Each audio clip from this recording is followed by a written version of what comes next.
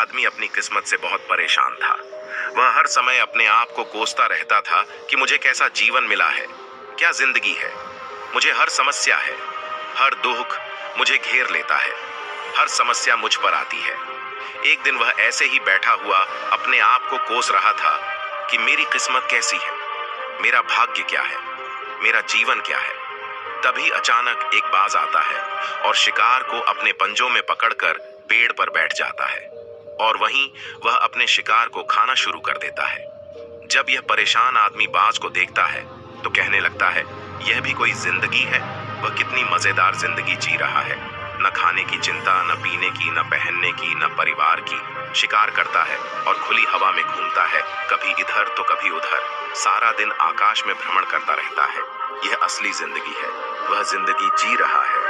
और फिर वह आसमान की तरफ देखता है और जोर से चिल्लाता है कि काश मैं भी बाज होता, तब मुझे भी कोई दुख या परेशानी नहीं होती। काश मैं भी एक उकाब होता। जब वह 2-3 बार जोर जोर से चिल्लाता है कि काश मैं भी बाज होता तो मुझे भी दुख नहीं होता या कोई परेशानी नहीं होती, तभी अचानक आसमान में बादल गरजने लगते हैं और आकाश से आवाज आती है कि हे इंसान, क्या हमने सच सुना है कि तू हमारी दी जिंदगी से तंग आ चुका है और बाज बनना चाहता है।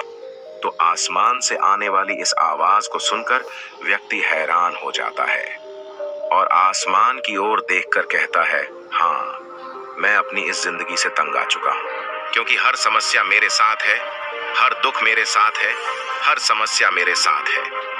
तभी आसमान से आवाज आती है, हे इंसान, एक बार फिर से सोचो, हमने तुम्हें बहुत प्यारी जिंदगी दी है, परंतु यदि तुम फिर भी चाहते हो कि हम तुम्हें उकाब बनाएं, तो हम तुम्हें उकाब बना देंगे।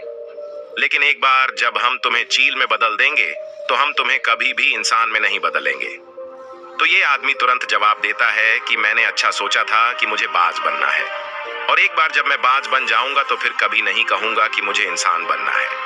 तभी ऊपर से आपकी इच्छा अनुसार आवाज आती है और वह व्यक्ति चील बन जाता है। जैसे ही इंसान बाज बन जाता है, वह खुली हवा में उड़ने लगता है। वह कभी इधर उड़ता है तो कभी उधर और सोचता है कि यह कितनी मजेदार जिंदगी है, यह एक वास्तविक जीवन है। न कोई तनाव, न कोई परेशानी और न ही कोई डर। वह काफी देर तक हवा में उड़ता रहता है, 2-3 मिनट तक अपने पंख फड़फड़ाता है और फिर पंख फड़फड़ाना बंद कर देता है और काफी देर तक हवा में तैरता रहता है। इस तरह शाम का समय करीब आ जाता है और वह सोचता है कि रहने के लिए कोई जगह होनी चाहिए, मेरा अपना घर होना चाहिए जहां मैं रात को रह सकूं।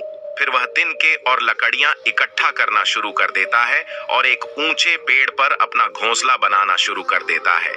वह एक एक करके लकड़ियां काटकर अपने लिए एक सुंदर घोंसला बनाता है और रात को उसी में सोता है। और वह सोचता है कि वह सुबह उठकर शिकार करेगा और सुबह फिर मौज मस्ती करेगा और खुली हवा में उड़ेगा। सुबह वह शिकार करने जाता है और खुली हवा में उड़ता रहता है और ऊपर से जाकर नीचे की ओर देखता है कि कोई शिकार दिखे ताकि मैं उसे वहीं पकड़कर खा सकूं। लेकिन वह नहीं मिला। बहुत समय बीत गया, वह शिकार ढूंढता रहा, लेकिन उसे कुछ नहीं मिला। पास में ही एक जंगल है और वह यह सोचकर उस जंगल में चला जाता है कि शायद उसे वहां कोई अच्छा शिकार मिल जाए। वह जंगल और जंगल के अंदर शिकार की तलाश करता रहता है, लेकिन उसे कुछ नहीं मिलता। शाम होते ही वह निराश होकर अपने घोंसले में वापस लौट आता है। एक तरह से वह थक कर एक पेड़ पर बैठ गया। वहां उसे एक घायल पक्षी दिखाई देता है। वह तुरंत उसे पकड़ लेता है, उसके पंख निकालता है और खा जाता है। उस पक्षी को खाने के बाद वह अपने घोंसले में लौट आता है और सोचता है कि भले ही यह बीमार पक्षी है, लेकिन खाने के लिए कुछ है। वह अपने घोंसले में पहुंचकर आराम करने लगता है और सोचता है कि सुबह मैं कोई अच्छा शिकार पकड़ लूंगा और अपनी भूख मिटा लूंगा। सुबह होते ही वह फिर शिकार की तलाश में खुली हवा में उड़ने लगता है, लेकिन आज भी उसे कुछ नहीं मिल पाता। काफी समय बाद वह आसमान में ऊंची उड़ान भरता है और अपनी चालाक आंखों से शिकार की तलाश करता है, लेकिन उसे कुछ नहीं मिलता। फिर वह उस जंगल की ओर गया, लेकिन वहां भी उसे कुछ नहीं मिला। ऐसे ही उड़ते उड़ते शाम हो गई और वह निराश होकर अपने घोंसले में लौट आया। रास्ते में वह एक पेड़ पर बैठ जाता है और सोचता है कि हो सकता है आज भी वहां कोई बीमार पक्षी मेरा इंतजार कर रहा हो। लेकिन हर बार किस्मत मेहरबान नहीं होती। इस बार उसे कोई पक्षी नहीं मिला और वह थककर अपने घोंसले में वापस चला गया। और घोंसले में पहुंचकर वह भूखा ही सो जाता है और सोचता है कि कल सुबह वह कोई बड़ा शिकार पकड़ लेगा और आज की भूख भी मिटा लेगा। वह रात को अपने घोंसले में गहरी नींद सोता है। अचानक एक तेज तूफान आया जिसने उसे और उसके घोंसले को अलग दिशा में फेंक दिया।